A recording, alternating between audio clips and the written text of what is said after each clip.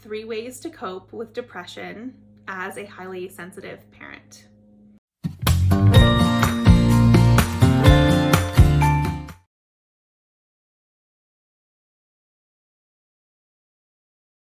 Hi there, welcome. I'm Amy Lajeunesse, and I am the founder and creator of highlysensitiveparenthood.com, an online resource center for highly sensitive and empath parents. Last week, I shared a little bit about the basics of understanding depression and being a highly sensitive parent. Today, I'm going to be sharing about 3 ways to cope with depression as a highly sensitive parent. So the top 3 ways to cope are 1, therapy, 2, peer and social support, and 3, exploring your identity and activities outside of parenthood. So I'm just scratching the surface here, but I'm going to give a little bit more detail in today's video blog about how you can do each of these things in order to cope with and manage and reduce depression in your life. So the bottom line is, the takeaway from last week is you don't need to suffer alone. If you are feeling depressed, if you're struggling with your mood, please do seek support. 2 out of the 3 of these are about support, and it's critical for depression. So if you are feeling down, off, or just not yourself, consider seeking out, number 1, therapy. It's often a really important intervention for people experiencing depression. So here's why. What does therapy do for those experiencing depression? It gives you a safe space to explore your thoughts and feelings. It helps you to engage in self-compassion and to receive compassion from your therapist. It teaches mindfulness skills and supports you in making positive and meaningful changes in your life.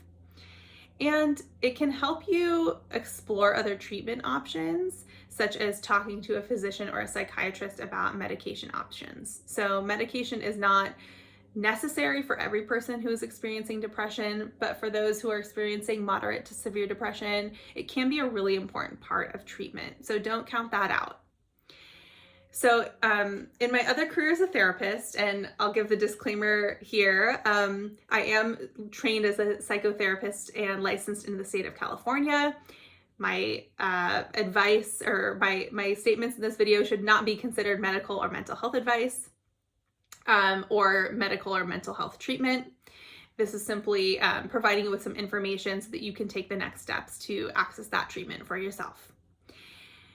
So yes, in my other career as a therapist, a wise supervisor once told me that anxiety and depression are just 2 sides of the same coin. And I have seen that time and time again, where HSPs, they can come to a place of depression after being highly overwhelmed or highly anxious, just up to here for a period of time, and their body just can't handle it anymore. And they can drop, their bodies and their minds drop into a period of depression. So if that resonates with you, if that's the case for you, please bring up that dynamic with your therapist, and you may need to actually treat the depression, but also treat the anxiety and the core parts of your anxiety as a factor in why you became depressed. So it can be important to address both anxiety and depression in your work with your therapist. I'll give you more tips on how to find a therapist later, but I'm just going to move through to the second way of coping here. The second is through peer and social support. Now, this is really tough when you're depressed because a lot of people want to isolate. They don't want to go out and do the things that they normally would be doing. And yet, it's very important when you can to push past that tendency to isolate and to hide your feelings from people, and to seek peer support. So that could be in a therapy or peer support group. It could be informally with friends. It could be connecting with family members. It could be finding a parents group in your community. So many yoga studios, religious gatherings, churches, community centers, temples, libraries, children museums, all of these places are great, can be great resources to find those parent groups and to connect with other moms who, or dads or parents who are experiencing similar things to you. So informally, you can also just connect with peers in similar interest groups. And that we'll kind of talk about that in the next step, which is number 3, exploring identity and activities outside of parenthood. So often what I see is that a factor in parents' depression is the fact that their identity as a parent is so heavy and overwhelming, and they've many times lost a sense of who they are and what their life is about outside of being a parent. And to some extent, this is normal, especially like right around the time a baby is born. You know, evolutionarily, we're kind of primed to be like, whew, laser focus on our child. Or around the time a baby is adopted or a child's brought into our family, it's like, whoa, there's a lot to focus on in that moment, and we can kind of get tunnel vision with it. But as time moves forward, it can be really important for us to kind of differentiate from our kids and from our role as a parent, and to take the time to really feed and nourish ourselves with what matters to us. So if you're finding yourself saying, my life's so different now, like, who am I? What is life? Who am I outside of being a parent? And you're struggling with that. First of all, therapy can be really helpful.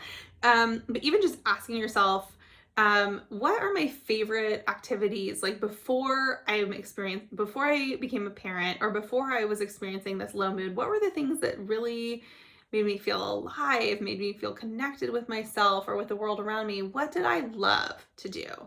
And you may need to look back to like childhood. Some people do, and they're like, oh yeah, I really love those piano lessons, or I loved riding horses, or I loved going on hikes or making music, whatever. It doesn't matter what it is. It's just about connecting with that. Or maybe it's something totally new, like a new hobby. So for example, for myself, this was after my second child was born, but probably a couple of years in, I was like, I just had this urge to do art. And I'm not like a particularly talented artist or anything. I'm not looking to like make it a career or anything like that. It was just a way for me to spend time with myself and to play and to relax and to let go of all the stressors of being a parent.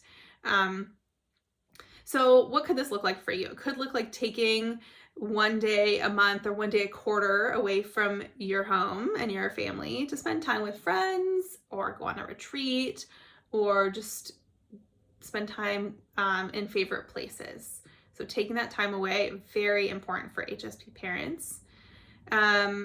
Setting aside time to engage in a hobby or a sport. So again, what that could look like is, art, tennis, making music, these kinds of things. They seem simple on the surface, but what it really does is it helps you to practice spending time doing something, 1, for yourself, and 2, just for the pure pleasure and enjoyment and play that it gives you. And as parents, we often can lose that. We often lose that part of our lives that's playful for ourselves, and lighthearted for ourselves. And so reconnecting with that is a really powerful practice. This is a bit of a bigger conversation topic that I'm sure I'll tackle in a future podcast, blog, but considering about your work-life balance. Now, regardless of whether you are staying at home, working full-time, working part-time outside the home, it doesn't matter. I have been, and I've worked with parents who are in each of those situations for whom it is not working for them. It's causing overwhelm, and they need to shift one way or another. So just considering that. There's many other factors here and many other ways to cope with depression. But again, the top 3 are seeking professional support through a therapist or psychiatrist, accessing peer and social support with friends or community groups, and 3, exploring your identity and activities outside of parenthood. So as I said earlier, it's very important, it's critical even, to seek professional help to manage your depression. Depression is one of those situations that can be kind of hard to climb out of on your own. and that really benefit from having other people around you to support you. If you feel like you might be depressed or you're just off, you're not yourself, and if you're not quite sure what it means to be depressed, please go back to our last week's video blog podcast on HSP parents and depression. That gives a bit more information about what it can feel like. But if you're thinking that might be true for you, please seek out a therapist who is knowledgeable about high sensitivity or HSP and depression. You can find that list of HSP knowledgeable therapists at hsperson.com. You can also go on psychologytoday.com, and they have a nice system for kind of sorting through therapists and filtering based on what you're looking for in terms of insurance and location and specialty. You can also simply Google HSP therapist in your state, province, or country. Most therapists, I would say all therapists, have experience working with people who are experiencing depression. You might choose to find someone who really specializes in it, but I would venture to say that most of us have that expertise. So if you are in California, like I said, for the purposes of this video, I'm a parenting coach with Highly Sensitive Parenthood, but I have another side of my business that's separate. That is my therapy business for people who live in California. That's called Inner Nature Therapy. It's INNER, naturetherapy.com. And I'd love to have you check me out if you are in California and in need of support.